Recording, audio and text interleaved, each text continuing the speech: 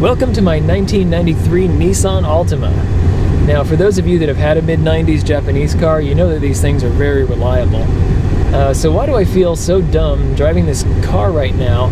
Could it be the fact that I'm wearing short sleeves and shorts and flip-flops and it's 20 degrees outside and there's snow on the ground and ice on the road and it's really pretty slick out?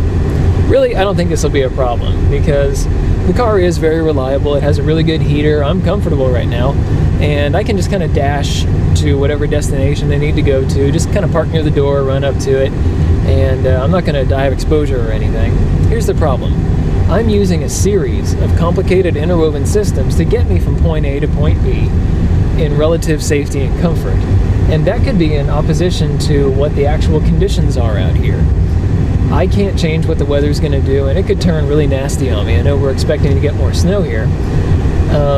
But any of these systems that I'm relying on to protect me from all of this, they could fail me at any time.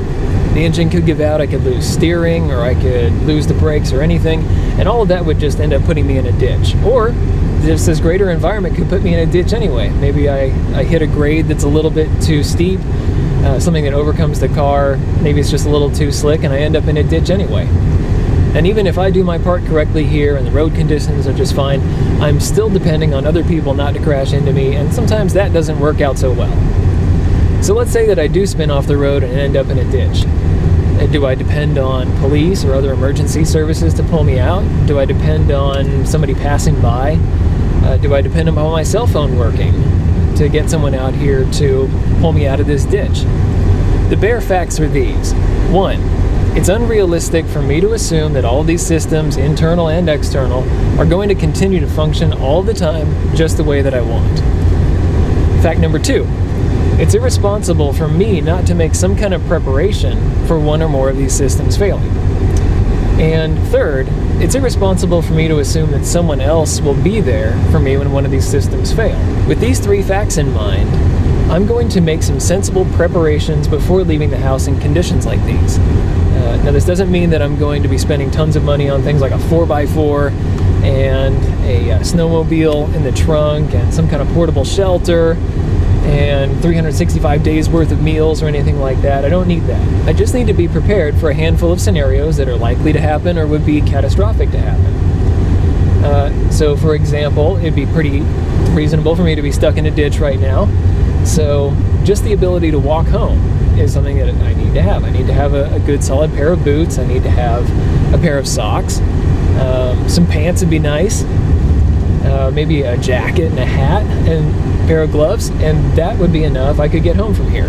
Some tools for getting my car out of a ditch might be good as well, like a shovel and maybe something to change a tire if I get a flat. Have some water here in the car and a blanket if I get stuck in the car, like maybe I end up in a drift or something and I just can't get out. That's pretty reasonable for me to have. The benefits of making just these simple preparations are threefold. First, I'm not going to end up the recipient of a Darwin Award. Second, I'm not going to be tying up anybody's emergency services, dragging anybody out into the middle of nowhere to pull me out of a ditch. And third, I can maybe help somebody else. And that's it. Prepping is just that simple. All you have to do is take these concepts and apply them to the other systems in your life. So just ask yourself, what systems do I rely on? Is it your house, your job, electricity, water? And which of these have failed in the past?